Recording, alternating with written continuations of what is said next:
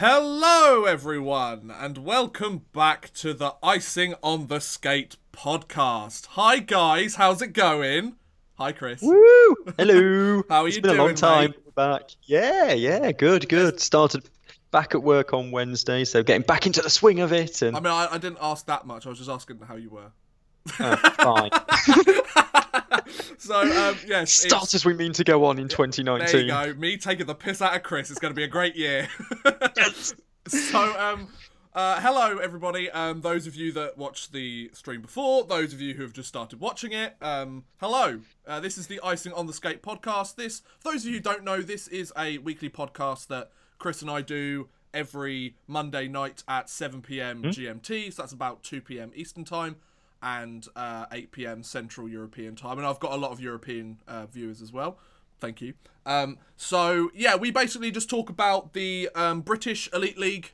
We talk about the EIHL quite a lot because Chris Gadsby is a commentator for the Nottingham Lions. The unwinnable Nottingham Lions, I might add. Oh, Unfortunately, I I want them to win. I want them to win a game, you know, but they just can't seem to do it. So, yeah, we just talk about the British League. Some of you might not know that much about it, so now's your chance to learn. We also go into detail about the NHL, and we also find any interesting stuff around the hockey world in between, and we just basically have a chat about it and see what we think. We're by no means hockey analysts or anything. We just give our 2 cents into it. If you want to listen to it, then great, stick around. If you don't, we understand. Yeah, so a very good evening to Danny Hudson and Max and Chris Litz, Sun Mutsis, Andy, Craig Dickens as well. Hi. Good evening to all of you.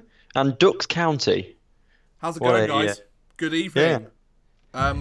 So, as you can see, I'm going with some water today. I was kind of green screened. Oh, it's disappearing. But yeah, I got myself a glass of water today. You know, 2019, drink. New year, new me. Surely with the influx on subs, you can go after some like sponsorship now. Yeah, but I've already had a can of Pepsi today, so I didn't think having another one would be the best idea.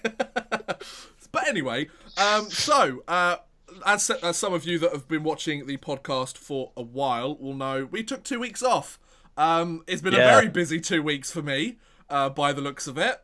We've almost doubled in sub count over the last 2 or 3 weeks. Yeah, it's been a mad 2 weeks. I'm doing fucking great, lads, and I'm loving every second of it. So, yeah, so like we said, we've spent the last 2 weeks off, so we've missed a ton of stuff in the hockey world. Yeah. Of course, I've been making videos on it, but we haven't gone into as much detail on the podcast. So, I think rather, Chris, than going through the individual games over the last 2 weeks, because we'll be here for about 3 hours. Yeah, I was only going to cover this weekend, to be honest. Okay, you can cover this weekend, or you can just go straight to the standings if you want. It's your choice. Oh, we'll do this weekend, because then everyone's up to speed. Sure. So, this is the British Elite League. This is our professional hockey league in England and Great Britain.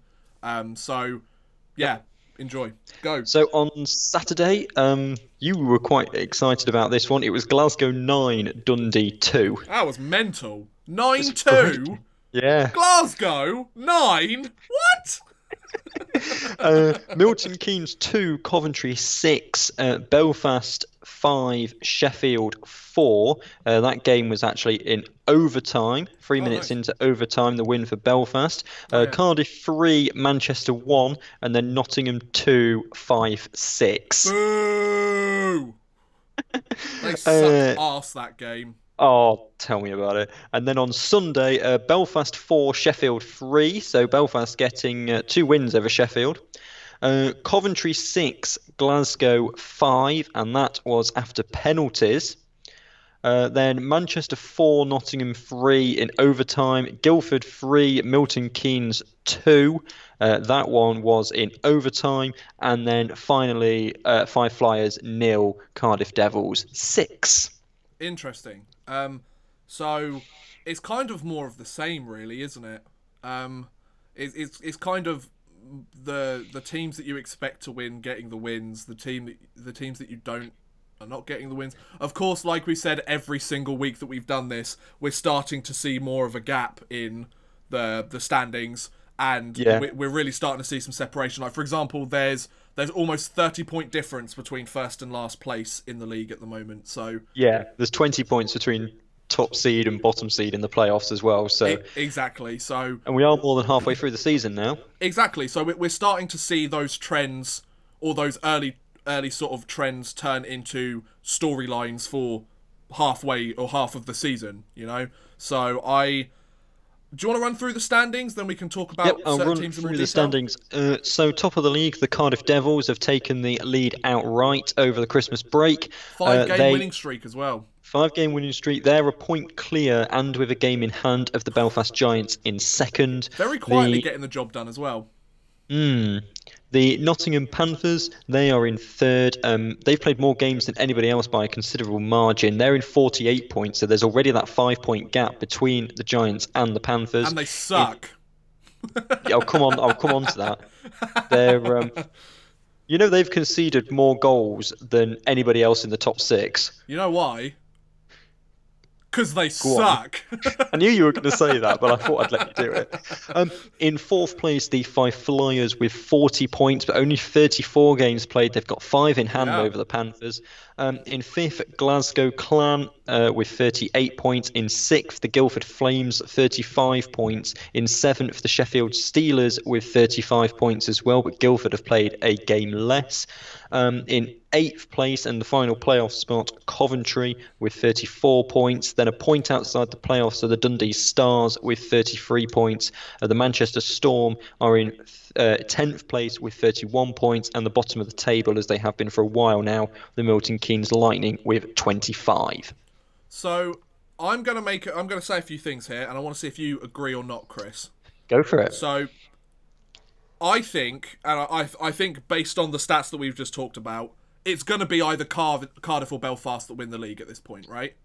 You would think so. I mean, they've played the same as everybody else apart from Panthers, and they are... Yeah. Well, I mean, okay, so if we take Panthers out of it...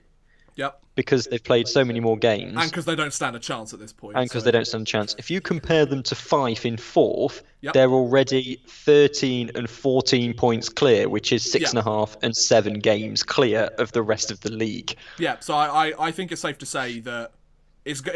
I think it's a fair assessment to say that Cardiff or Belfast are going to win the league this year. Which, yeah, where's the... Oh, here they are. I've still got the stuff. I'm pretty sure one of us said Cardiff and one of us said Belfast, didn't we? No, you said Belfast. Hey. I said Panthers. Oh, you're an idiot. Well, yeah. Come on, Chris. How long have you followed the Panthers? I thought it was going to be the Grand Slam season again. Yeah, it's not though, is it? No. So, yeah, Cardiff, of course, they've won the league title the last 2 seasons, so it was kind of expected that they'd be up there somewhere. Belfast, they've kind of... Belfast, to me, have been a team that have kind of gone under the radar a little bit the last few years. They might not have got the top spot, but they're always in like the top 3, top 4, and they're having a fantastic season. They've really got a group of players that are all in sync in that locker room at the moment, and like, yeah, they're one game. They're one game. They've played one more game than Cardiff, and they've got 1 point less. But that by no means that doesn't mean at all that they aren't going to win the league. You know. No. So you know what's interesting? What? Is not this weekend because they've got the Continental Cup final, but next weekend they've got a double header away in Cardiff. Oh, now that's going to be a huge weekend.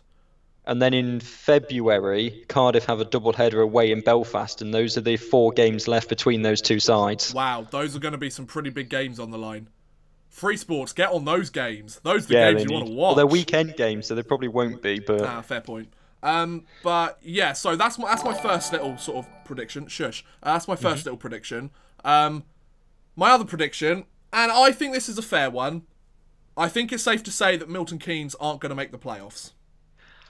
No, I would go maybe not. Because they're, 9 points back, and Coventry have 3 games in hand? They are, yes, 9 points back off the playoffs, and Coventry have got 3 games in hand. So, yeah, I mean, barring anything mental, and this, of course, goes the same with the Cardiff and Belfast, one of them's going to win the league. Barring anything completely unexpected, and, of course, this is professional sports, quite literally anything can happen between now and...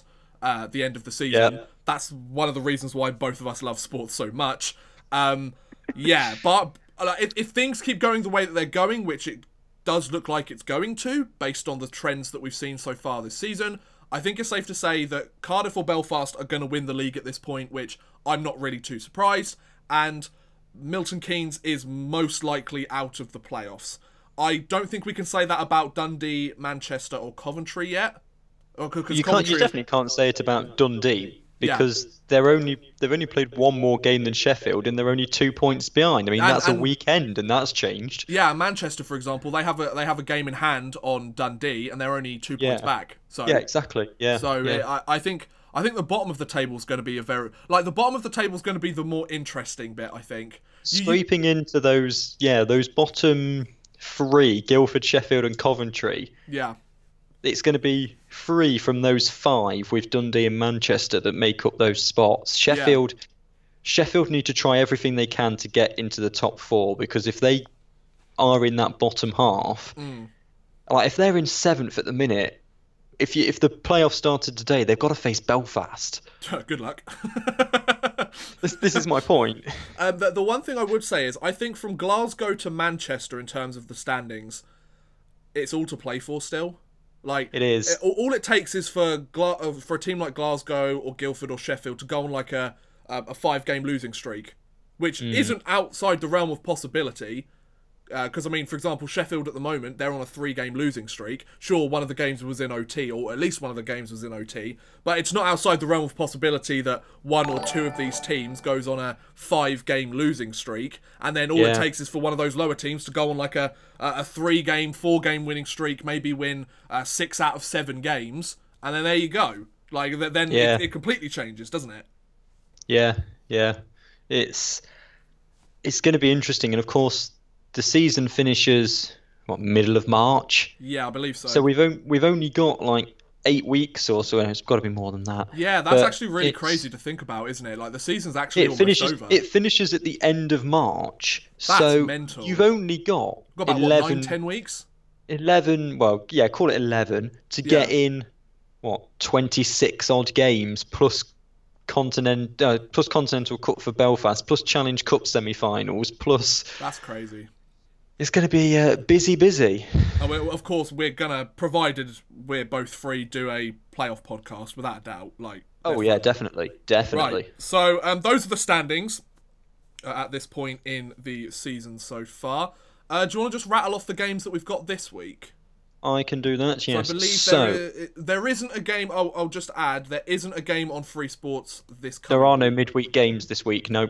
No, that's right. And there are no Challenge Cup either until the end of the month. Okay, so it's just Saturday and Sunday games. It is just Saturday and Sunday games. And that's obviously, sorry, just before you do that, that's obviously because we've had Christmas and New Year and because Christmas fell on a Tuesday. Tuesday, yeah. So, of course, they want to have the Boxing Day games on the Wednesday and then games like the other half of the home and home on the Thursday. So it kind of threw everything out of whack, didn't it, for a couple of weeks? It did a little bit. Of course, no Belfast in domestic action this weekend. We will talk about that later, of course. We shall. But for anyone who's wondering, why aren't Belfast there?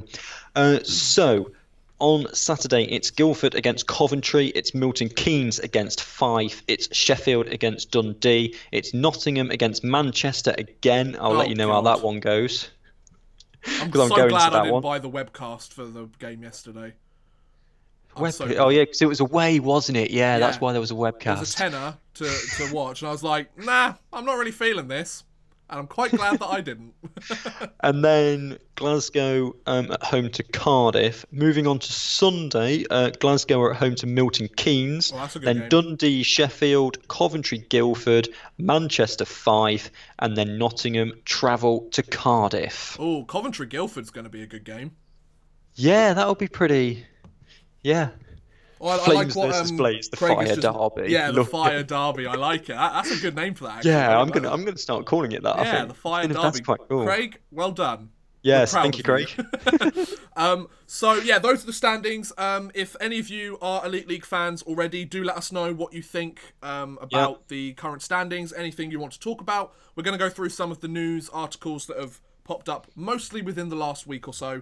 We'll get to your thoughts about the standings, the teams, all of that sort of stuff at the end of that stuff. So, that's the standings. Let's move on to the news. So, As some of you may know, we mentioned a little while ago, I think it was the last episode we did a couple of weeks ago, that the Team Great Britain Under-20 squad had been announced. And of course, all of their games are being shown on Free Sports, I think from next week onwards or later on in the month of January. However, we found out on January 4th, on an article written Friday. on the Elite League website, yes, at 10:18 a.m., the Great Britain Under-18 squad has been announced for the World Championships in... I'm not going to try and pronounce the name of that place. Where is it? Oh, hang on. I've got the article up. I'll let you do it. Go on. Have a look. Where are we? Oh, you on about the particular ice hall?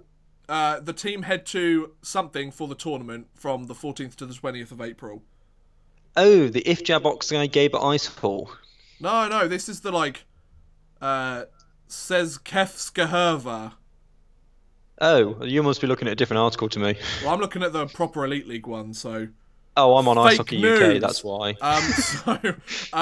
Anyway, the reason we bring this up is because several Elite League players, or several players that are kind of bouncing in between the Elite League and the EIHL, have been named to this roster, as you might expect. Some of the best up-and-coming prospect players for the British game have been picked for the Under-18s tournament, and they include... I'm just going to only mention the players... Well, first I'm going to mention the players that are either part of an Elite League franchise and play for that franchise, or are contracted to them and are playing for a different team, for example. So, for defence, both netminders aren't a member of an Elite League team.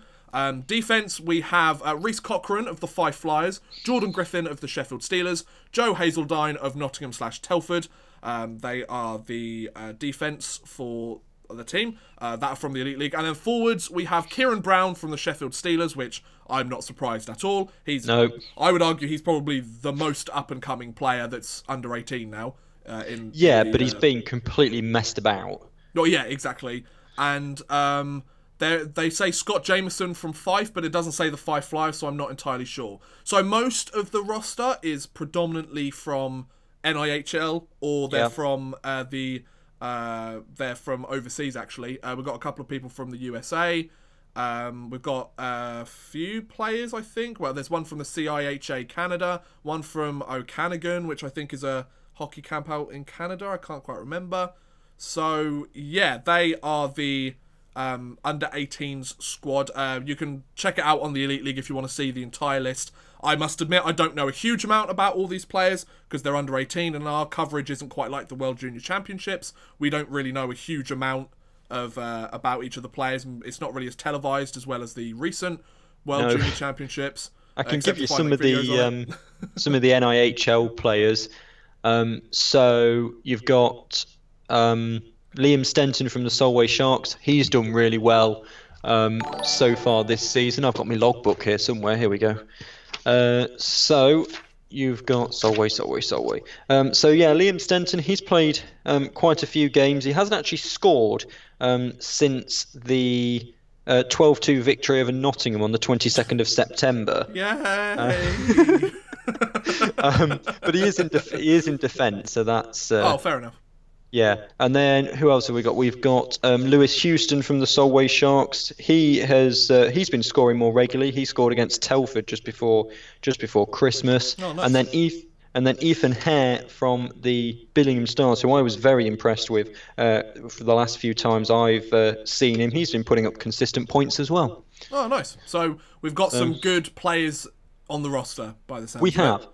Also, of course, the under-18s are preparing. The women, the under-18 women, are already in World Championship action. Yes, they played Poland earlier today, didn't they? Played. That was yesterday. They played Poland. Yeah, they played Poland yesterday with a 2-1. But they lost 2-1 in overtime. Yep. In Division 1 Group B in Dumfries. And in about 35 minutes' time, they will face France in this evening's game that starts at 8 o'clock.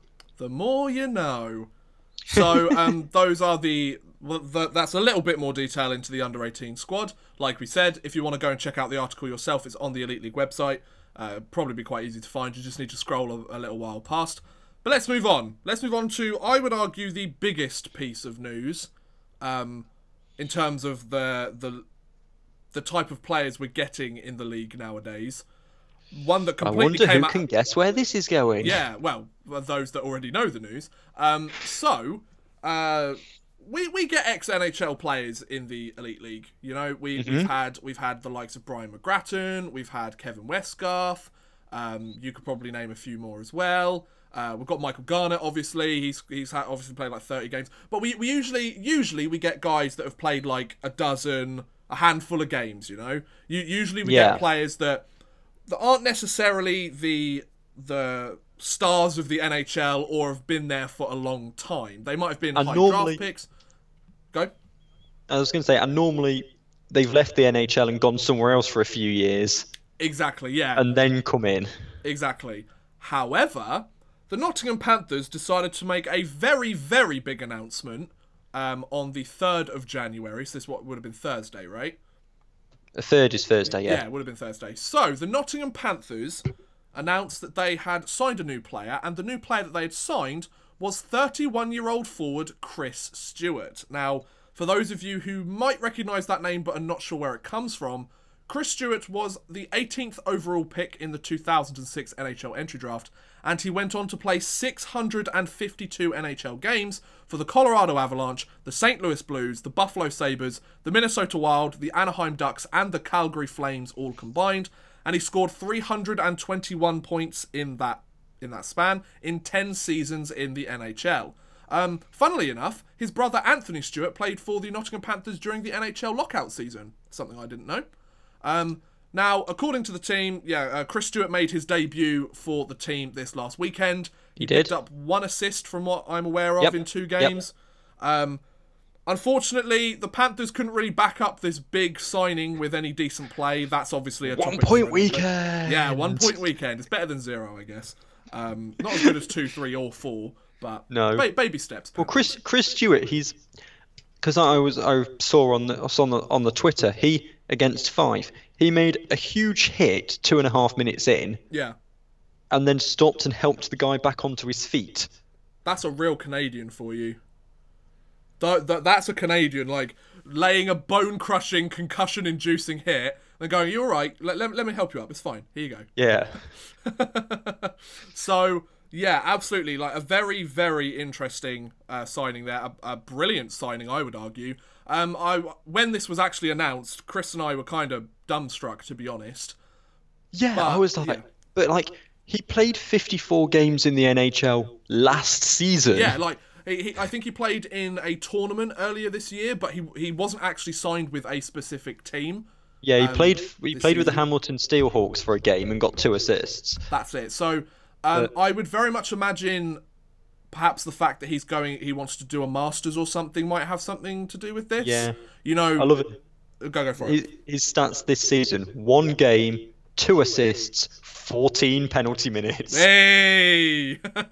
So I was saying to Chris before, because we were very much like, oh, how do we think he's going to fit within the Panthers system? Of course, the Nottingham Panthers are our favourite team in the Elite League, so we don't like to try and talk about them a huge amount, but this is quite big news, so we're going to do it. I think he's very much the kind of guy that you want in the British game. He's a guy that can clearly put up points. He was averaging a point every 2 games, pretty much, during his 10-year NHL career. That's not an easy thing to do, as you can see by the amount of very talented professional hockey players that aren't playing in the NHL. He's a big physical presence. He can hit. He can push players around. He can protect his teammates. He's a big, rugged, physical veteran player. So I think, and he can score goals, and he's got a nifty set of hands there. So I think he's the perfect type of player for the British game, especially because we're certainly a few years back compared to the North American game and other leagues in terms of, like, oh, fighting. Oh, is that allowed? Should we do that as much? Or hitting. Oh, do we want to have hits as big as they normally are? We're still very much like 5 or 10 years behind on all that, which is great for a player like Chris Stewart, you know, and great for players like Kevin Westgarth and Brian McGrattan, which is why, I would argue, one of the reasons why they came over to play for teams in the UK. So I think this is a really, really good signing. I think, Chris, you think the same. Feel free to add your own thoughts as well. It's interesting with ice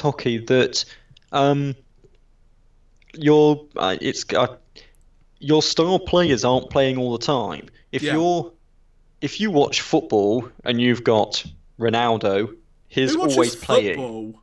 Me. Commentate on that as well, you know. Ugh. And so he's on there all the time and can always make an impact. Your star players on ice hockey spend 2/3 of the time, roughly, sat on the bench watching. Yep. So you need almost a few really good players that you can spread out a bit. That being said, he's one of those players that, especially with his kind of the aura around him and the expectation and the kind of opinion that other players will have of him, especially when he's so big, you know he can hit like that. He's so kind of productive in front of net. He's, a point every 2 games for the last 10 years or whatever it was in the NHL. And he's living up to that in our league. Yeah. Not that he should be, but he is. He's one of these people where opposition players are going to go, really need to keep an eye on him. Yeah. Might need some help with him. Bring an extra player across. Oh, look, there's some space at the blue line. Let's let someone have a shot at goal. Exactly. So I think he is going to make an impact. I think the Panthers are 2/3 of the way through their season.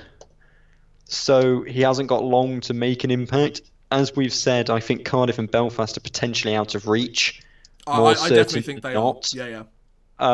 So it's got to be consolidate that top 4 for for the top home seed in the playoffs. So there's a few things that I'm thinking about this, and this is purely speculation. The next thing I'm going to say, I mentioned a minute ago that it might be something to do with him going to university around the Nottingham area and wanting to play as well, to be part of the team and sort of have those connections. Of course, we've seen plenty of players around the Elite League go to do a master's or something at university and play in the league at the same time for a couple of years. I wouldn't be surprised if that was the situation here. Perhaps Rick Chernomaz, I mean, of course, he's probably not, but it might be a case of, we'll see how well he does this season, see if everything goes well. Of course, they want him to be a solid player and produce the points and help them be as good of a player as he possibly can be and show that skill that he's previously shown in the best league in the world. But I wouldn't be surprised if they're also thinking a little bit long-term as well. Thinking, if we could hold on to a guy like this next year because he's going to be here next year, perhaps, then we can really build a team around a player like Chris Stewart, Of course, the Elite League is different to other leagues around the world. They very much think season by season because we have such an influx and outflux of players every single year because we have so many import players that will play a year. It'd be interesting to see how much Panthers have had to fork out for Chris Stewart. I would imagine quite a lot. Like, what were his contracts in the NHL like? He had several multi-million ones. I wouldn't be surprised if he was the highest paid player on the roster. And I wouldn't be surprised if his salary was equal to a combined amount of like 2 forward lines worth. Probably. Like, that's a big money signing to get a guy like Chris Stewart. It's either that or he's been like, I was coming to Nottingham anyway to study, or my family wanted to live here, or I have family from Nottingham. I don't know, of course. Like we said, his brother played during the shortened season in 2012-13. I believe I think he's a young friend. He's a childhood friend of Kevin Henderson's. So that might have had something to do with it as well. See, his base salary last year was 1.1 million. Exactly. Like, if it was money, he wouldn't have come. No. Which is why that's kind of sparking my curiosity as to, well, then what is it then that's made him come here? And if there is something else, then maybe it's slightly more long-term than we initially think it is. But to Max's point that he's mentioned, the fact that he's not quite sure whether he's lived up to the potential so far, or lived up to the hype so far. Fair. He has only got 1 assist in these last 2 games. And, of course, this doesn't help what I'm about to say, but you've got to give him time. He's flown from America. He had the physical earlier that day. He's probably still pretty jet-lagged, to be fair. And he had to suit up for the game that night. Yeah, I mean, I'll let you know my thoughts on the game on Saturday night. But, yeah, I think, I mean, as I say, give him a few weeks, and we'll see what he's like there. But the main problem is, of course, and I can understand Panthers fans' frustrations, they don't have a few weeks. No, especially if they want to try and contend for a title. They've got, like we said, 10, 11 weeks left of the season. they can't really... I mean, what would be really good for them if they're trying to go for the playoff championship is if he has these few weeks to get adjusted, he really catches on fire before the playoffs and carries that into the playoff weekend. That would be really good for them. The playoffs is key now. Yeah. The Challenge Cup. Yeah, I mean, Challenge Cup, they're still in it, but whether he actually... There was a time it was nicknamed the Nottingham Panthers Cup. Yeah. Because it was won like 6 years in a row. Yeah. But I think, yeah, and the playoffs is the big one, especially where Chernomaz is concerned. Yeah, absolutely. I'll just say apologies if Chris's webcam has stopped. I'm not quite sure you're joking. Yeah, I mean, we've got a lovely image of your face on there. We can keep going. Hopefully it'll reinitialize in a minute. Okay, I'll try. I'll try it. So, yeah, so that's Chris Stewart joining. Obviously, a lot of hype and a lot of expectation there. We're not really sure what's going on there, obviously. So, we'll see how he produces in the next few weeks, whether he becomes a very key player for the Nottingham Panthers, whether he doesn't, I guess we'll find out. But anyway... Yeah. So I think let's move on. Yeah, and Nottingham Panthers in the news again, slightly. This is talking about the Elite Ice Hockey League Player of the Month for December. This was an article released 3 days ago on January the 4th, 2019, and they decided to do 5 different players that you could vote for on Twitter and on Facebook on the Elite League social media. There you are, he's back. I was going to say I should be back. Yeah, you're back. And so the players up for offer were Alex Guptill of the Nottingham Panthers, David Rutherford of the Belfast Giants, Joey Haddad of the Cardiff Devils, Evan McGrath of the Sheffield Steelers, and Cruz Reddick of the Guildford Flames. And Alex Guptill managed to win the award for the Player of the Month for December. He put up 11 goals and 8 assists in 14 games, so almost a goal a game for the entire month of December. That's pretty impressive. He leads the Elite League in goals with 25 in 36 games. The 26-year-old is playing his first season in Europe, arriving at the Panthers this summer from the ECHL's Allen Americans. He received 38.25% of the vote. Second place was David Rutherford with 27.91. Joey Haddad came third with 17.84. Evan McGrath and Cruz Reddick both earned under 10% of the vote. And apparently there were 1,906 total votes across both Facebook and Twitter. So yeah, so he joins Shane Owen from September, Gleason Fournier from October, and Jordan Cowney from November as the next player of the month in the league. Chris, what do you think about Guptill, and what do you think about... Do you think he was the right person for player of the month for December, or do you think one of the other guys on that list may have deserved it more? It's interesting that Guptill has played well in a month that Panthers necessarily haven't. They played 14 games in December and only won 6 of them. Yeah. Admittedly, they had 4 overtime losses in that, so that's, 6-4 and 4. Yeah. So, yeah, I mean, he, like you say, he's had 11 goals in those 14 games, so it is difficult to look elsewhere, and clearly people have gone with that as well. I've got to be honest, just sort of to interject here, I think December and Guptill's efforts were very much a case of, first of all, if he didn't score, the team didn't win. But I mean, that obviously wasn't a huge problem on that end because he scored 11 goals in 14 games. However, quite a lot of them were multi-goal games. So, yeah, that's true. So it wasn't as if it was almost goal a game. But also, he was the only person really scoring quite a lot of the goals. You know? Yeah, I mean, it's something that the Elite League does that other leagues don't, is that, I mean, it's, as Ben said, they take the 4 players of the week, don't they? Yeah. So you can have a really good week and be awful the other 3 and still get nominated in Player of the Month rather than looking at the month as a whole. It has its pluses and it has its minuses. Like, for example, it does. It makes the Player of the Week somewhat useful. Like, because I mean, who like halfway through the season remembers the Player of the Week from week 3? Like, nobody does. Yeah. Or if you do, it's because it's a player that you really like or a player from your favourite team, you know? So, however, I think it's very much a situation where you can have that, which works really well, but then, like you said, if you've got a player that's played consistently well but not player of the week worthy every single week of the month, they should also get some sort of recognition as well. Like Ben mentioned, Gleeson Fournier, he's hasn't had a pointless game since December 2nd. He went almost a month going a point per game. So he's the kind of guy that you should think that would at least get the opportunity to be voted.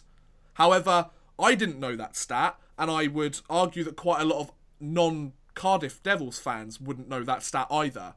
But you can be player of the week by having a brilliant 2 games over a weekend. Yeah.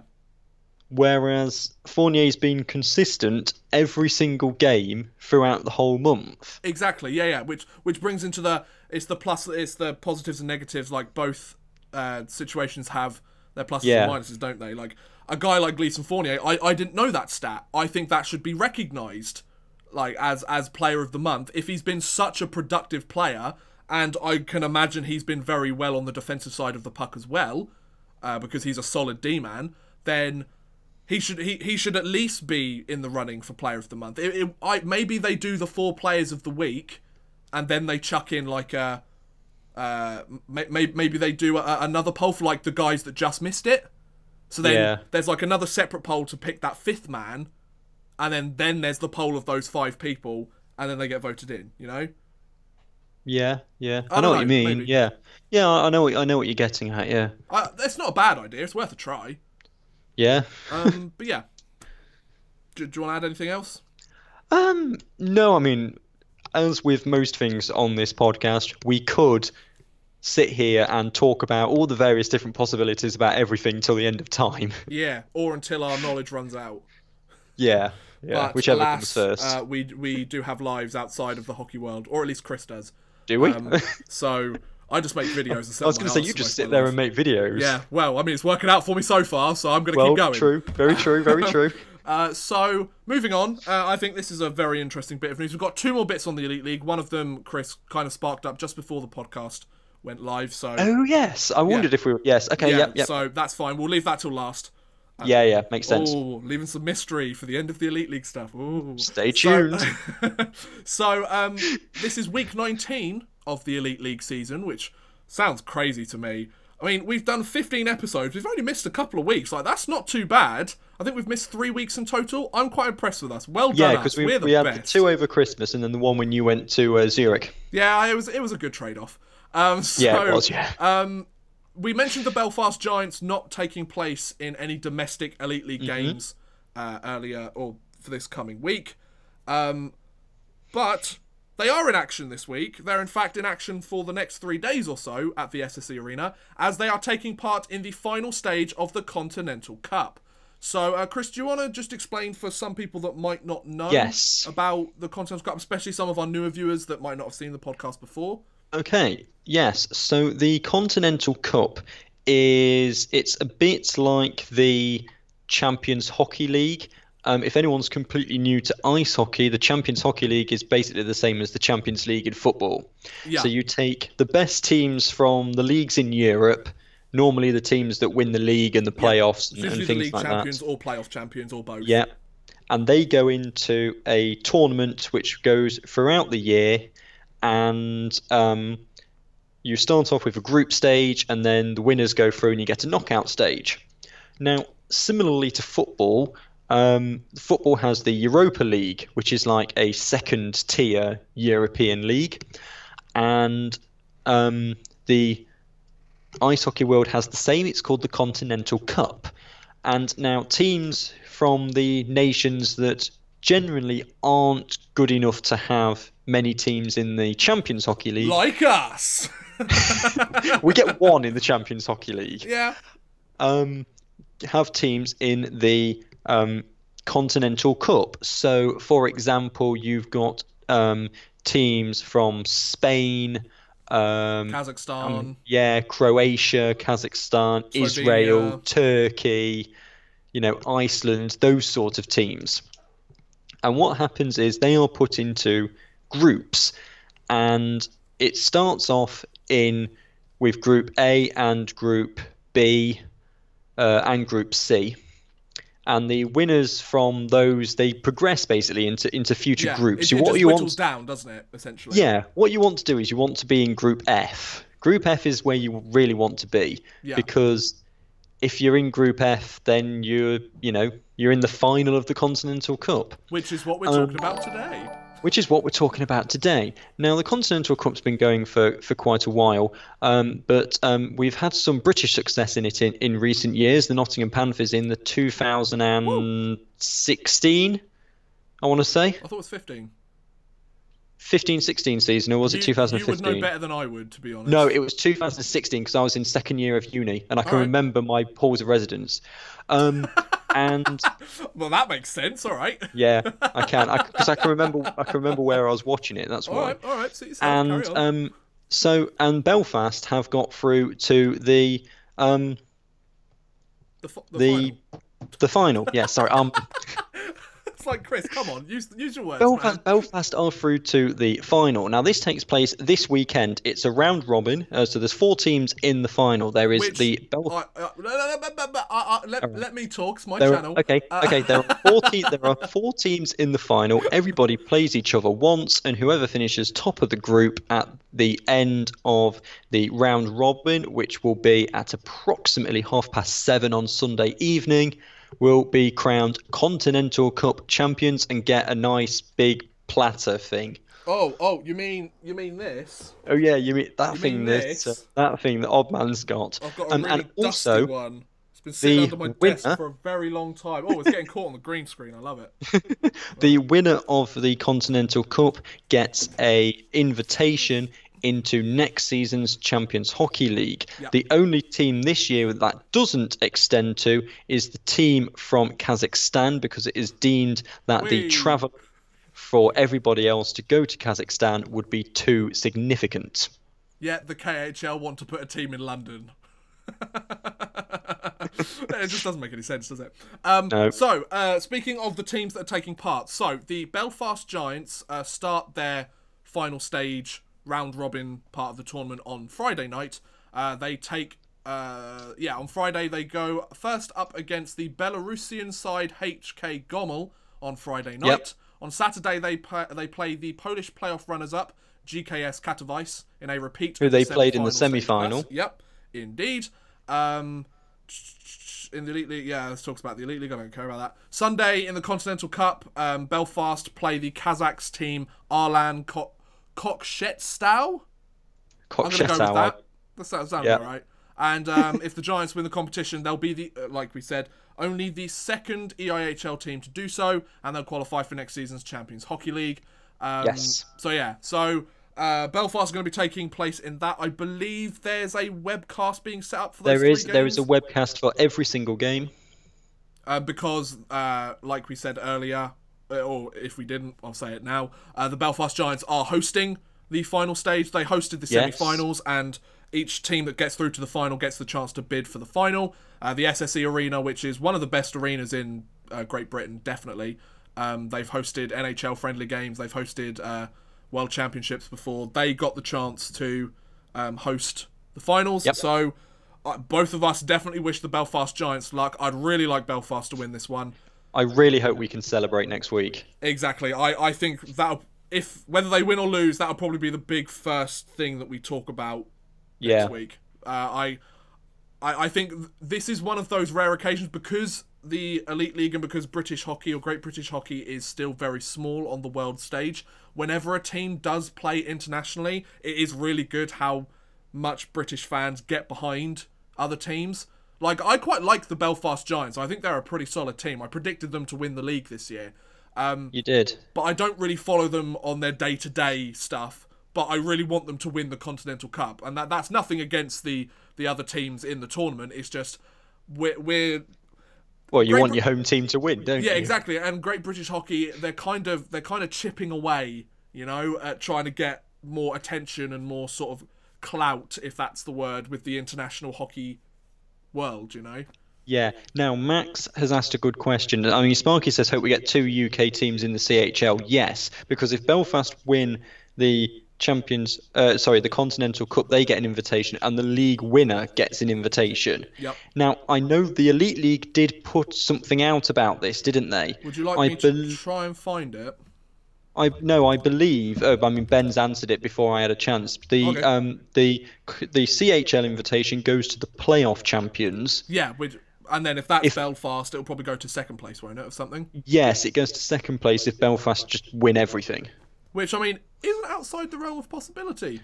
No, I mean, the best scenario is that Belfast win the Continental and Cardiff win the league, and then you've got 2 in the CHL. Well, there will be 2 in the CHL. That's true, actually, yeah. There will, if Belfast win the Continental Cup. Come on, Belfast. Be a case of whether it's the first seed or the second seed. So yeah, I reckon because didn't the Kazakhstanian team? Oh, you mean? Oh, let me get my pronunciations out again. Oh, you mean where is it? Arlan Kokshetstal. Yeah, that one. It's not pronounced right. Didn't they? Yes, they did. They won their semi-final.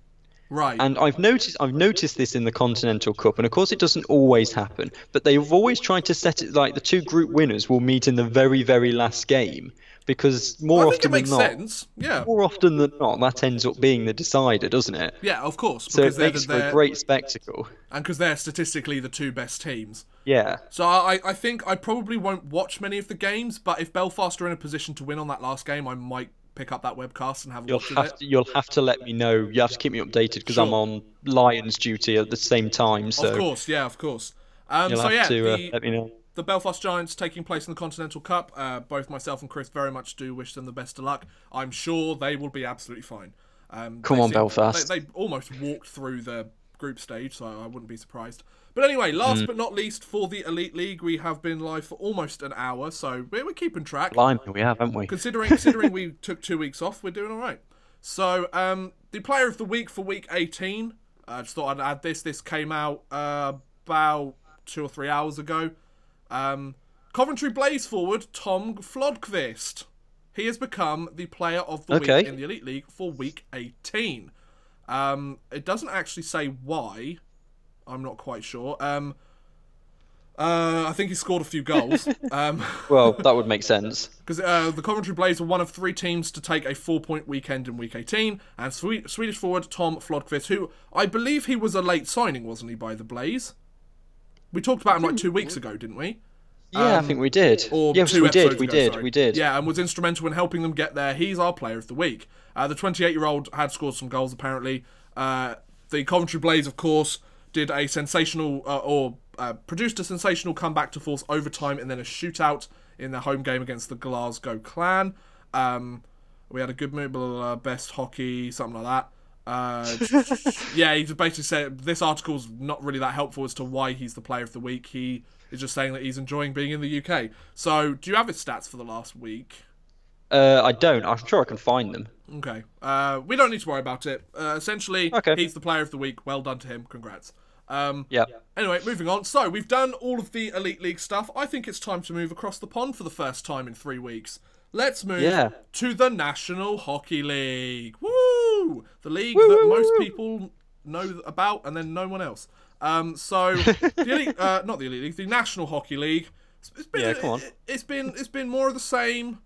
Some slightly inconsistent teams, not doing the best, not doing the worst. How are your Rangers doing? Not very well. Oh, are they? They scored 3 goals in the last 4 games. Oh. And they've allowed 18. That not well. Yeah, they played Arizona last night, and I was watching it on Premier Sports because I got my 1 month free subscription to Premier Sports for the Winter Classic, and they were showing it. I was like, I can actually watch this game. It's not blacked out for once. And You're 9 points off the wild card. 9 points off the wild. They unfortunately they had the silly decision to let Arizona score 2 goals on them in the first, then like 2 or 3 in the second. I was like, no, I'm going to play some NBA 2K19. So, so anyway, Tampa Bay are very much leading the National Hockey League. They have a 10-point lead over the Toronto Maple Leafs for first place in the league. Toronto. With Nikita Kucherov leading the league in points as well by about 5 or 6 points, I believe. Who's got him in fantasy? Yeah, Tampa Bay and Nikita Kucherov are playing fantastically. They did lose last game though, so that's a bit of a shame. But Tampa Bay, we're exactly halfway through the season. Tampa Bay on schedule for 132 points. Yeah. Then you've got the likes of Toronto and Calgary. Vegas have jumped up to 4th place. They've done really well. They had a very slow start to the season. But I mean, technically they're tied second, but they have played more games. Yeah, they're tied second, but they've played 4 more games. So they've really there was a lot of talk sort of a month or so into the season where all of the analysts were like, "Oh, this is what we expected, or we expected them to have a slump." It's like, yeah, they had a slow start to the season. Granted, they weren't playing well for the start of the season, but they've won 6 straight games. They're doing okay for themselves at the moment. Then you've got the likes of Winnipeg and Washington to take 5th and 6th, Nashville taking 7th, San Jose taking 8th, Boston taking 9th, and Pittsburgh taking 10th. They've had a real resurgence recently. They have, yeah. And then if we look at the bottom of the standings, we'll go from the bottom 20 down. We have Carolina in 20th, the Edmonton Oilers in 21st, Florida in 22nd, the Rangers in 23rd. But at least we're beating New Jersey. I was going to say, you're still ahead of New Jersey, aren't you? Arizona in 25th, Chicago in 26th, of course, lost that big Winter Classic game against Boston, which, if you joined me for the live chat, that was very fun. Thank you for joining it. The Detroit Red Wings are in 27th, the LA Kings are in 28th, then we have the St. Louis Blues in 29th, the Philadelphia Flyers in 30th, so their changes haven't really changed their league too much. Their last game's an overtime loss. They're 3-5-2 in their last 10 games. And then last, we have the Ottawa Senators, who are going 1-8-1 in their last 10 games. Yeah, that's not very good. No, it's not. Interestingly now that because I remember last time we looked at the wild card in detail, it was like 5 from one and 3 from the other, if you remember. Whereas now it's actually evened itself out. So in the East, you've got Washington, Pittsburgh, Columbus from the Metropolitan, and Tampa, Toronto, and Boston from the Atlantic. But now in the wild card are the Islanders and the Sabres. But their points totals are actually below all the 6 that are in those 2 top 3 slots. Whereas when we spoke before Christmas, one division would have the team in 3rd that were on 10 points less than the team in the wildcard slot. Yes, it's like the Atlantic Division was super stacked and the Metro was sucking ass, you know. And in the Western Conference, the Central is the Jets, the Predators, and the Avalanche. And in the Pacific Division, it's the Flames, the Golden Knights, and the Sharks, with the Stars and the Ducks in the wildcard spots. Yeah.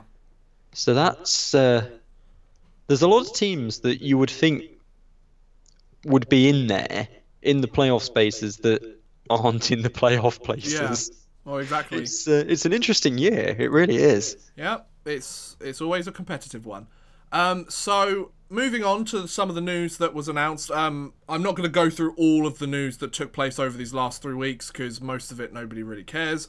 And the most important stuff, I've done videos on them and you've probably watched them already, or you better have. Of course.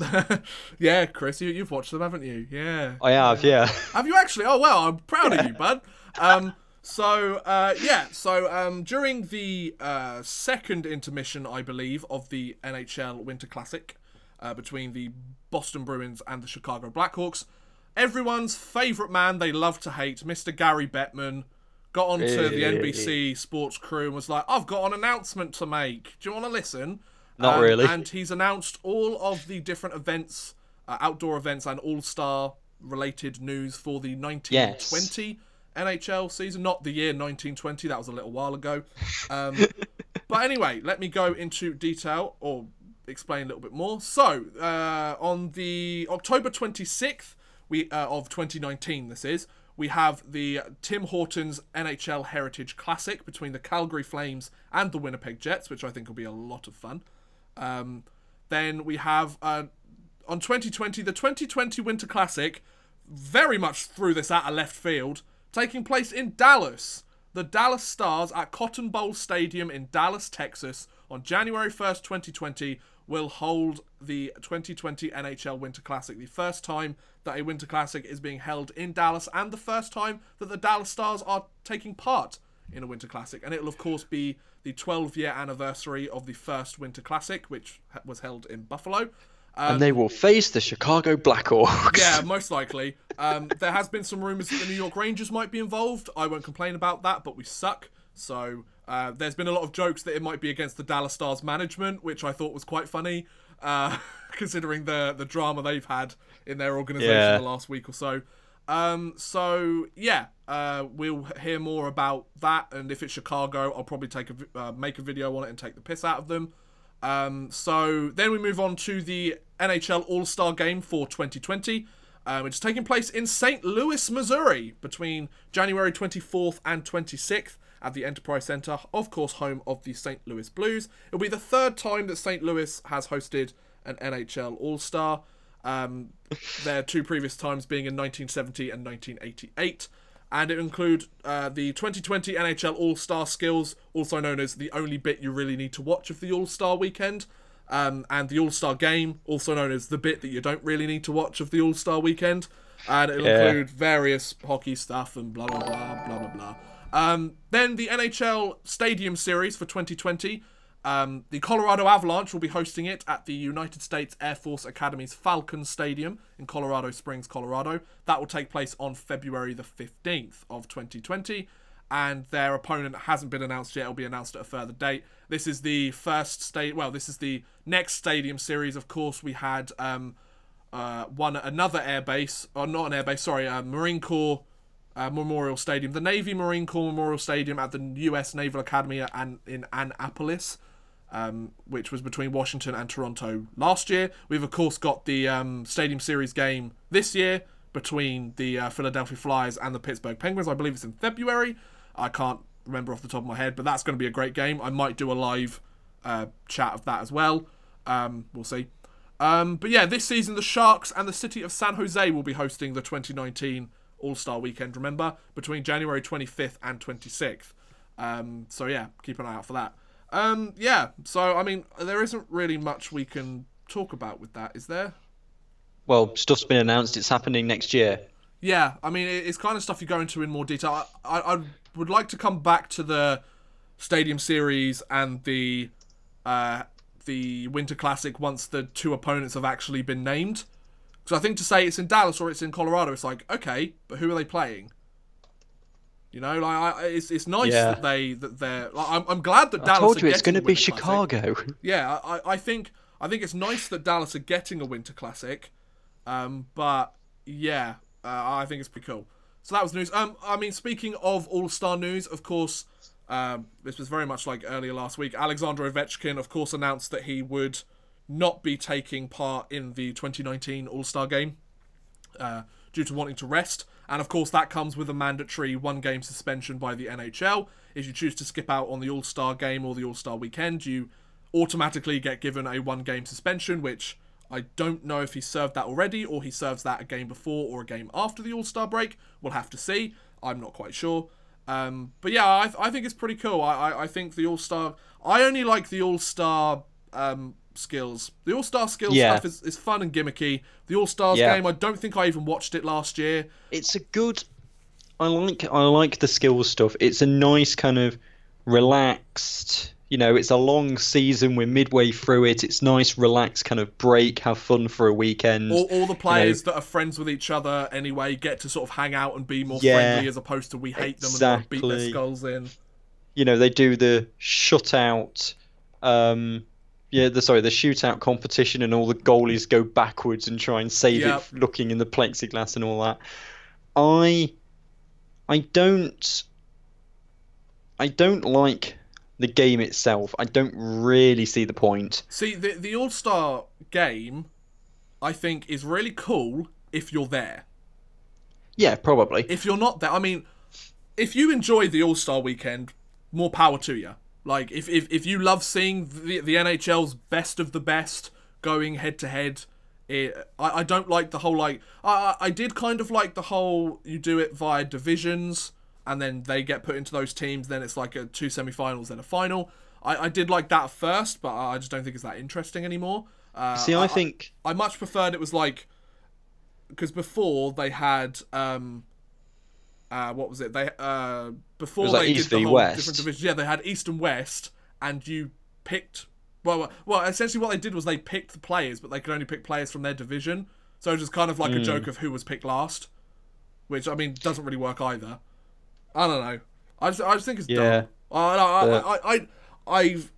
It's only really been sort of the last year or so that I've gone, do I enjoy this? I think it's nice when you look back on your career, that you go, I was a 5-time NHL All-Star. Like, I was recognised 5 different seasons that I was one of the best players in the league that season. That's fine. Like, that's cool. But I like the skill and everything. It's the same with the NBA All-Star, like the dunk contest and showing off everything they can do. And then the game is just kind of a bit kind of not show-offy, but it's so relaxed and low-paced. It's a bit kind of pointless. It's like also you have defensemen that go, they don't actually play defense. You have goaltenders that aren't actually supposed to stop the puck. Like it's supposed to be like it's meant to finish like 9-8 and. But basically, you could just leave the net empty and it would still be as interesting, because it's like you want the score to be like 11-10. And they run up the score, and every player gets a hat-trick in the game, and nobody really plays defense, and it's 3-on-3 now, so the players still get a bit of a workout, but they're not trying as hard as they normally would. I noticed, I think it was like the MLB did something. They do something, I can't remember this off the top of my head, but I believe I saw something on Twitter that somebody wrote when the Hockey News had posted a link to one of their articles. And somebody suggested that the MLB, what they do for the World Series, is the conference that wins the All-Star game gets home ice home. Yeah, they do. Home field advantage.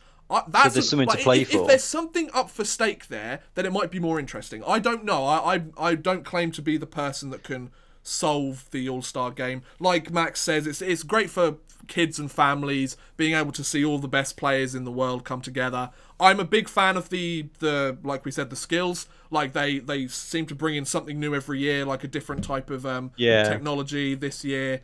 Last year, sorry, they brought in those things, like those 3-tiered things, didn't they, that had to put the puck through on 3 different levels. Yeah. I thought that was pretty fun. Like, that sort of stuff's called the goalie shot, where they have to get it in this tiny little hole, and Mike Smith managed to do it on like his first or like final goal or something. That stuff's cool. Like, the actual games themselves, I don't really care about, and I don't think the players really care about them either. It's a great time for them to spend time with the fans, and fans to get them perhaps one and only chance to see these players up close, which is great. I'm just not sure it's that interesting. It sounds as Craig says, and it's what I said, a few minutes ago. It's a nice break. Yeah. And it's a bit of fun, because it is a long, grueling season. It's a nice break for the players, but when you end up like having pretty much an entire week of the schedule that's taken away, you're kind of like, I just want NHL hockey back, Yeah, because the fantasy league is running over 2 weeks for that week. Exactly. Because there just isn't enough. Yeah, exactly. So, anyway, that went off way on a tangent, but there you go. It did a bit, but... So, we move on. Speaking of the All-Star Game, the rosters have been announced, with 3 San Jose Sharks. Of course, they are the host team, or the host city. So, let me explain. Let me just go through all of them just quickly. So, for the Atlantic Division... the All-Stars for the Atlantic Division, we have Jack Eichel from Buffalo, Nikita Kucherov from Tampa Bay, Austin Matthews from Toronto, who has been named the captain via fan vote of the Atlantic Division, David Pastrnak of Boston, Steven Stamkos of Tampa Bay, John Tavares of the Toronto Maple Leafs, Thomas Chabot of the Ottawa Senators, which I think is a great pick. He's one of those guys that started off really well, and I think he deserves to be there. Keith Yandel of the Florida Panthers, which is an interesting choice. Jimmy Howard of the Detroit Red Wings, another interesting choice. And Carey Price of the Montreal Canadiens. We've got 2 players taking place in their first All-Star game out of that, Pastrnak and Chabot. Then we move to the Metropolitan Division, where we have Sebastian Aho, Cam Atkinson, Matthew Barzal, Sidney Crosby, Claude Giroux, Taylor Hall, John Carlson, Seth Jones, Braden Holtby, and Henrik Lundqvist. With Alexander Ovechkin was meant to be the captain of that division. However, since he's pulled out, they're trying to figure out who the next captain's going to be. Maybe it'll be John Scott. We'll find out. The Central Division, we have Patrick Kane. We have Nathan McKinnon, who was the fan-voted captain. Ryan O'Reilly for the St. Louis Blues. Mikko Rantanen, Mark Scheifele, Blake Wheeler, Miro, is it Heiskanen? Heiskanen. Yeah, Miro Heiskanen. I want to make sure I pronounce his name right. Roman Josi, Devin Dubnyk, and Pecorine, which I think makes sense. A couple of players with their first appearance. Interestingly, just going back to the Metropolitan Division, Sebastian Aho and Matthew Barzell are the only 2 players with their... and John Carlson. Forget what I just said. Anyway, moving on.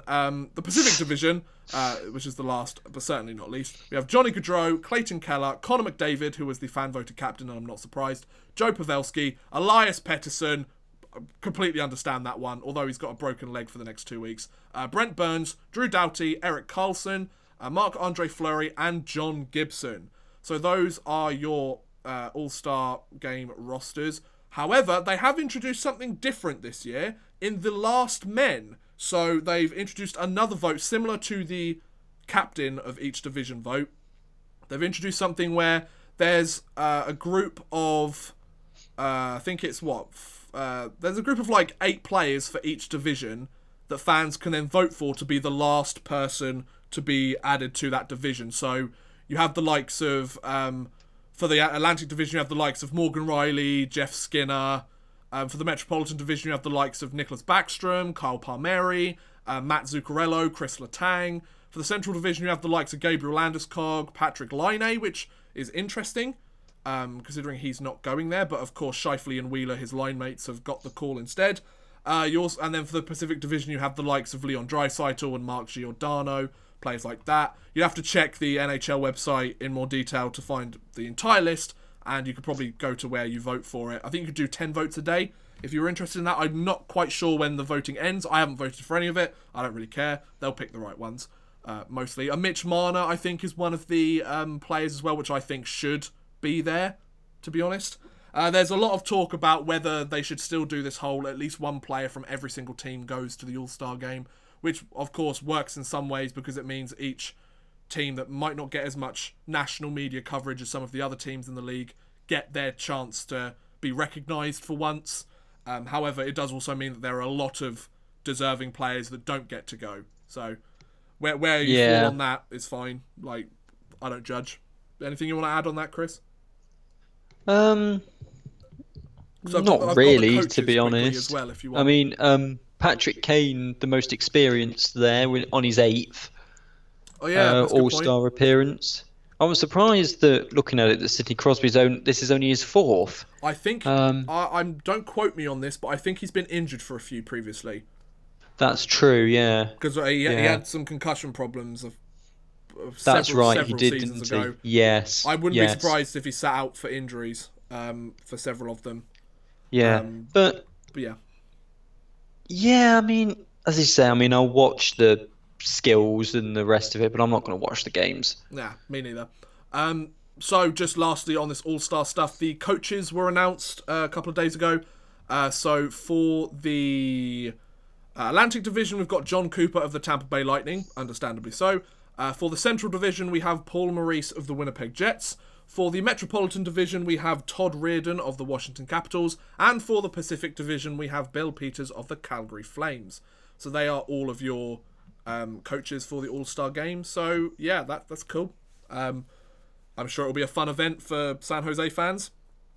I'm sure they'll enjoy it. Like we said, I'm definitely going to enjoy the skills competition. I always enjoy that. Yeah, now, it is always good fun. One last thing that I found very quickly, just before we move from the NHL. Interestingly, Pittsburgh decided to do something fun this last day or so. They celebrated the 10th year anniversary of their 2009 Stanley Cup Championship by bringing a load of the players that were with the team back. They all stuck on the old Stanley Cup champion jerseys on. So they didn't manage to get everyone back because there are some players like Max Talbot and several others that are still active players and playing in their own leagues. So they got the likes of course, they still have the likes of Sidney Crosby, Evgeny Malkin, and Chris Letang there. Let me just see if I can find any other players. I think it was during the game against Vegas, wasn't it? So it was before facing the Chicago Blackhawks. Marc-Andre Fleury of the Vegas Golden Knights brought in he sent in a video for it. So here's the list of players. They skated with Hal Gill, Rob Scuderi, Bill Guerin, Mike Zigomanis, Ruslan Fedotenko, I believe that's Ruslan Fedotenko, They spelt his name wrong. Nice job, NHL News. Craig Adams, Eric Goddard, Matthew Garon, Philip Boucher, Tyler Kennedy, and Sergei Gonchar. Blackhawks forward Chris Kunitz was announced, but he did not appear. I'm not quite sure why. Yeah, I have no idea. But anyway, so that was quite nice. Crosby was 21 years old during the 2009 Cup run. Yeah, I can remember him scoring that gold medal winning game in Vancouver 2010.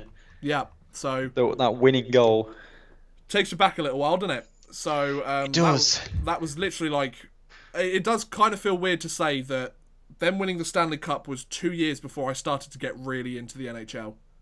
Like, the fact that it's that long ago, like, it's coming up to almost 10 years that I've been a proper, quote-unquote, hockey fan. That's mental. I'm getting old. So yeah, that's all of the NHL news. If there are any topics that we missed or you want us to talk about in more detail, we have a section called The Last Call at the end where we go really in on audience questions and make sure that we answer any questions that you guys have. But let's move on. Oh, before we do, just a reminder that the Champions Hockey League, the semi-finals begin this week. So there's 2 Red Bull teams taking place. Frölunda's there and HC Pilsen, I believe, is there as well. So I can't quite remember if they're 2-game aggregate series or if they're just a one and done. I believe they're a one and done. But yeah, so if you're interested in the Champions Hockey League, keep an eye out on their Twitter and everything, just to make sure that you know when it's taking place, essentially. So yeah. Anyway, Brits abroad, la da da da da, Brits abroad. So for those of you who don't know, we have a little section towards the end of the podcast called Brits abroad, which is essentially we look at some of the bigger named players in terms of the British standard, not like NHL caliber British-born players. We look at guys like Liam Kirk, who was drafted in the NHL, the first British-born and trained player to be drafted into the NHL. He was drafted in the 7th round, this last draft just gone. And we also look at past coaches or British people in the hockey industry that are overseas and see how they're doing, just to keep ourselves updated, keep our viewers from England updated and things like that. So Liam Kirk, former 7th round draft pick of the Arizona Coyotes. How's he doing, Chris? He's doing pretty well, not going to lie. Really well. So he is now on 14 goals and 11 assists for 25 points from 39 games. He is on a 3-game point streak as well, and he scored in each of the last 2 games, including last night where he got a tap in at the back post. And an assist. And an assist, yeah. So he's doing all right for himself, is our Kirky boy. So yeah, now those stats might not seem that impressive, like sort of on face value, like what, 25 points in 38 games? Did you say? Sorry, 39 games. 39 games. This is bearing in mind that for the majority, he basically spent an entire month where he didn't score a single point early in the season because he was still adjusting to the North American game. So the fact that he's managed to pick it back up and done so well this last month or so is really impressive. Like, for a 7th round he didn't pick, he's score playing well. anything from the 27th of September through to the 1st of November. That's it. So the 10, 12. You counting there, are you, Chris? I was yeah. So I was going. So what I was just going to say is, if you take that cold streak out of it, it's 25 and 26. Well, there you go. Wow. Well, yeah, so he's almost a point per game since that cold streak, which is impressive, considering he's gone from playing against either young prospects in the British system. He's been playing against veteran players that their game has dropped to an extent over in the Elite League, against British players that can't really crack it overseas. He's now playing against some of the best Canadian prospects in the hockey world, some of the best young Canadian hockey players around the world, or best hockey players in general, youth players around the world in the Ontario Hockey League. The fact that he's doing so well, I'm really impressed with him. I think he's playing great.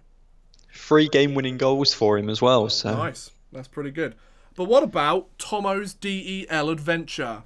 Well, Tomo has been kind of a bit up and down, not going to lie. Which is understandable, considering where he took on the team. So, for those of you who don't know, we're talking about... What's his name again? Paul Thompson, that's it. Paul Thompson. I always call him Tomo, I forget what his actual name is. It's like that one friend you have at high school that he gets a nickname, and then you call him that nickname for the entirety of, like, the 5 years, and then you... Like, if anybody calls him a different name, you're like, who are you talking about? Paul Thompson, he was the previous... head coach, most recently of the Sheffield Steelers of the Elite League that we talked about earlier. He's now the head coach of the Schweinegger Wild Wings of the German DEL, which is one of the better leagues in Europe, I would argue. Certainly better than the Elite League, I would definitely argue. So, yeah, sorry, how was he doing? He is doing, well, since he took over, he's 10-10-0. Which, 500 record, which is better than the team was before they got him. Yep. This year, he is 2-1-0. They beat Red Bull München on penalties on Friday. Yep. And then they also beat Wolfsburg on penalties yesterday. Yeah, I saw that on Flash Scores. So, 2 penalty shot wins this season. They did lose to Dusseldorf. But, yeah, 10-0 in total. They're still bottom of the table, but now only by 2 points. Oh, that's not too bad then. They've really come back. Considering they were, what, like 8-10 points out? Yeah, they were something like that, and now they're only 2 points behind Wolfsburg. Which is the team they beat in penalty shots. In penalty shots, yes. Yeah. They're still bottom of the league for scoring, but they're no longer bottom of the league for conceding. Ah, well, there you go. He's managed to improve their defensive game then. Fair play to Tomo. So, before we move to the audience questions, and I'll just have a little chat while we wait for them at that point, where I just say what's going on the channel and things like that. Let's look at the fantasy scores, shall we? So, for those of you who don't know, before the NHL season began, I set up with my subscribers, you guys, and the viewers with the podcast, a fantasy hockey league in the NHL, and it looks a little bit like this. So, in the fantasy, let's check last week, shall we? So, that was this one. I lost. Spoiler alert. I shouldn't have done, but I did. No, let's not. Yeah. So I lost to the Denver sports team. The Toronto Thunderbirds beat Max. Max, you're under 500, bud. Step it up. Oh, Max. And then we had the Portsmouth Pirates beating Clarkie's Infants. The best name in the entirety of our fantasy draft, the Pyongyang Sucklords. They beat Habsuck. Then we had the Croatian Jets beating the Shaw Billionaires. The Nottingham Yeet beating Trump's fake wife. The Duncan PlayStations beating the Nottingham Redhawks. And Chris's BS Nottingham Lions beating the Beanheads. He's only lost one frickin' game this entirety of the fantasy. How shit is that? Just have a look at the standings. I'm not sure what they are. I can't remember. So, for this week, I'm up against Max. Should be an easy one. Oh. Got to get that trash talk in early, you know. Denver sports team is against Trump's fake wife. Portsmouth Pirates against the Redhawks. Habsuck against Nottingham. Come on, Habsuck. Get it done. Then we've got the Croatian Jets against the Toronto Thunderbirds. The Nottingham Yeet against Clarkie's Infants. The Duncan PlayStations against Pyongyang Sucklords. And the Beanheads against Stanley Yelnats. So that's what we've got so far for this week. There you go, fantasy. Isn't that lovely? Yeah. So, now we move on to last call, you're not ladies doing and the gentlemen. standings? Nah, we don't need to worry about that. You're winning. That's all you need to know. Right. This is the luckiest fucker I've ever met. He picks a load of random players and he's like, oh, I don't know what they do. And then they go on to score like a hat-trick every fucking night. And he's winning. That is not true. All yes, my it players is. were It's picked with absolutely precision. true. You go, oh, I recognise that name. Click. Turns out to get like 7 points in one game. No, hang on. And then there's me. I'm like, oh, I want to actually think about this a little bit. And then it's like, oh no, actually we're going to go really cold. I can do this all night. I'm going to allow 7 freaking goals. You know? And then one of your goaltenders is going to get injured for the rest of the season. Oh, what's that about, Ranter? Come on, bud. Help me out. And then I got Koskinen, who's had a really good season. And then he plays for the Edmonton Oilers, who suck. Like, come on.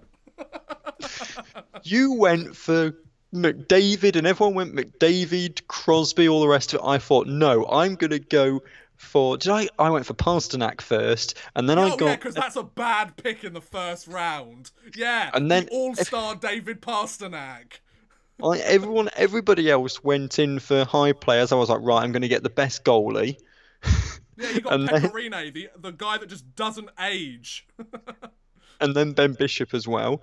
Oh yeah, Then I come and in. he's having a great season so far this year.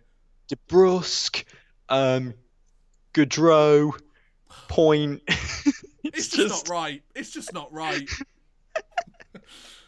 And how you managed to get those picks? Because I had the problem that I got the very first pick of the first round, then I got the last pick of the second round. So I got one really good player and then a load of all right or decent players, you know? Whereas you were kind of like halfway, weren't you? Yeah. You got to just bloody get everyone else's trash and it turns into diamonds. And there you are sitting pretty with one loss so far this year. I mean, I've only had, what, 3 or 4 losses this year, so I'm doing all right, but come on, 4 losses. 2.5 games back. So, anyway, last call. If you've got any questions for us, do let us know. Yeah. We've been streaming for about an hour and 25 minutes. I would like to just take this moment to say thank you, guys, for the incredible last couple of weeks we've had on this channel. We're almost 100 subscribers away. We're about 150 subscribers away from 5,000, which, if you told me on the 1st of December that would have happened not even a month later, then or just over a month later, sorry. It's almost doubled in the last month. Yeah, I've almost doubled my sub count. I'm almost at 1 million views as well, like, in total on the channel, which is fucking incredible. So, thank you guys. I really do appreciate that. In terms of videos coming this week, I've got another Whatever Happened To coming out on Sunday. It's a good choice of player, I think. That'll be pretty good. Also, I've got another episode of my alternate hockey history series. That's taken a bit of a step back recently, but I've been busy the last day or so writing a few more scripts for those videos. For those of you who don't know, it's basically where I find interesting moments in predominantly NHL history and basically talk about what would have happened in an alternate reality where that event didn't happen. That guy over there makes the thumbnails for them, so if you don't like him, it's his fault. So yeah, got a question here. So do they broadcast some NHL games in Britain? Yes, they do. Yes. We have, so first of all, you can, if you're in Britain, do you can sign up to NHL TV. You have a channel called Premier Sports, which do live games. They do like 15 live games a week or something, or like something like that is what they claim. I don't think that's true. There are often nights that they do 2 games a night, though. So then you get... so Premier Sports, they pick loads of games that they show, and NHL TV, you can watch all the other games that Premier Sports don't show. And then you have Free Sports, which is a free, as in the name. You can watch the games for free, but they're usually delayed. You don't usually get many live games on Free Sports for... the NHL. No. You do with other sports, like the KHL, they have some, which is great. I love watching the KHL stuff. I don't get to watch as many of them as I would like, but that's really cool. So yeah, there is a way to watch, if you are in the UK and you're wanting to watch NHL hockey, there are ways to do it. If you were just curious, then there you go. I watch as many Rangers games as I can. Not having a job at the moment means I have plenty of time to watch Rangers games. My job is essentially YouTube. It's not a job, but I'm treating it as a job. So, yes, you can watch them here. As it's been requested, would you do a stream on UK ice hockey or streams on a topic? Maybe. Yeah, so this. I don't know if you caught it. Yeah, I kind of caught it as we were talking. Yeah, so Yvonne Strong wondered if we would do a stream on kind of UK hockey situation as a whole, and kind of how we think it could progress forward. The only problem with that is you and Max would be the people that would be more likely to know what they're talking about. Max, shall we set up our own one? Well, maybe. Rival podcast. You could call it the Icing on the I8, you know?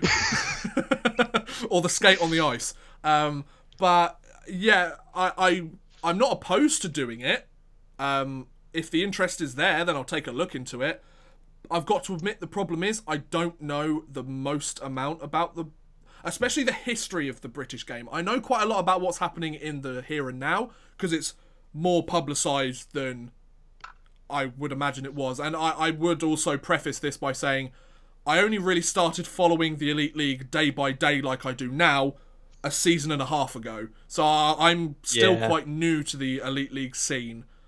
So it would be a lot of research on my part, but like I said, if there was a big enough interest from the subscriber base, I'd look into it. Of course I would. I wouldn't say no to it, and also I've got the problem that I checked my analytics recently, and like 2% of my viewership are from the UK now. It was 5% before, but now that I've got a shit ton of views coming in for some of my more recent videos, it's kind of, yeah, because I don't really cover the British game that much except for this podcast. I don't really have a way to bring in many of the British fans. Yeah. And I've said this previously on the stream, I think. It's kind of a catch-22. I could make more stuff on the British game, and then chances are not as many people watch it because they're either not interested in the British game, don't know it exists, or the British fans don't know where to find it. Or I could carry on making the stuff that's going really well and I enjoy making a little bit more and seems to be working so far, and then we get the situation where not enough British fans are watching it. It really is a catch-22. We also had another question. Do you watch the Finnish Liga? No. The reason for that is, to be honest, we don't really get any games over here shown with English commentary. That's the main reason I don't really watch all of the SKA St. Petersburg games. Because what Free Sports do, it's really cool, they have SHL, Swedish Hockey League, and the KHL. They have Aaron Murphy will sit in a studio and dub over it. They have one of our sort of the go-to play-by-play commentator in British hockey. He goes and commentates those games, whereas they haven't done that with the Finnish Liga yet. I would imagine he's very busy. And he just does things like the Spengler Cup. He's done the Olympics before and things like that. So, yeah, very cool. Should we finish with a couple more?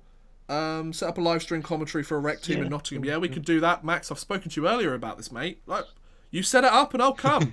Let's do it. Yeah. I've got plenty of time on my hands. Yeah, Max and I are going to look at setting something up. So if we can do, I'll get on to you and... Well, we still need to get a team to fire a load of pucks at you in the net, because you... We do. Yeah, I haven't forgotten about that bet. For those of you who don't know, Chris and I made a bet during the playoffs last year in the Elite League. That was playoffs last year, wasn't it? Yeah. Yeah, or last season just gone, as to who would win the playoffs, and I got it right, because I'm just a hockey genius, as you can tell. Did you get it right, or did you get it less wrong? I can't remember. I got it right. I said Cardiff. And you were like, I think you get it right? Honestly, I can't remember. You said Belfast. You either said Belfast or Nottingham. No, I know I said Belfast, because then they got knocked out by Nottingham, because we went to that game. And you got it wrong. Yeah, we went to that game, because wasn't it like 7 minutes to go, and I was like, well, Panthers have lost. We need to score like 3 goals. And then did it in overtime, because we went to that game. No, because that was the semi-final, so it wasn't... No, because Belfast weren't in the finals, were they? Yeah, Belfast got knocked out in the semi-final by Nottingham. So you must have gone Nottingham then. No, I went Belfast, but they got knocked out in the semis. Oh, yeah, you're right. Yeah, my bad. I don't know, I got rid of the piece of paper. Max has your kit ready, by the way, for when you want to set that up. Yeah. So I would love to fire a puck at Chris. And that's not a euphemism in any way. You wouldn't be able to balance. Oh, I mean, you just lay out a bit of carpet for me. You know, like they do with fans during the game. It's like, lay out a bit of carpet. The safest place for me to stand if you're firing a puck at me is right in the middle of the goal. And you'll probably stop it. Yeah, probably. It sounds quite fun, though. I'm kind of want to give it a go. Yeah, I think it'd be banter. I'd definitely record something for that. Oh, that'd be fun. So, yeah. Hey, Brooke, how's it going? You kind of missed most of this stream. It's alright, you can watch it back. You can watch it back. Yeah, you might enjoy it, you might not. It's up to you. As you can tell, I'm really good at advertising my own content. It might be shit, it might not. You'll figure it out. You might like it. That's basically how I live every single day of my life. Today really might does. be shit. He really does. It might be good. It's like... You might get 20,000 views, you might get 5. Let's see how it goes. It's just that he sends me a message going, I've recorded this video, it's really stupid, but I'm going to do it anyway. Yep, and that's basically how my commentary reaction video started. And you know what? I fucking love them. They're the stupidest videos I've ever recorded, but every time I sit down and edit one of them, I cannot stop myself laughing. See, like I've said many times before, I find myself hilarious. If nobody else does, or if other people do find me hilarious, that's a bonus. As long as I make myself laugh, life is good. And that's a good way Yep. to live. And on that lovely note, I think we're going to end today's stream. So, Okie dokie. Sorry, what? I said okie dokie. Oh, all right. I thought you were going to say something interesting for once. So, with that, we're going to end the stream. Thank you very much for watching, everybody. If you are interested in catching it live next week or in the future weeks, make sure you head over to the channel on Mondays at 7 PM British time. Yep.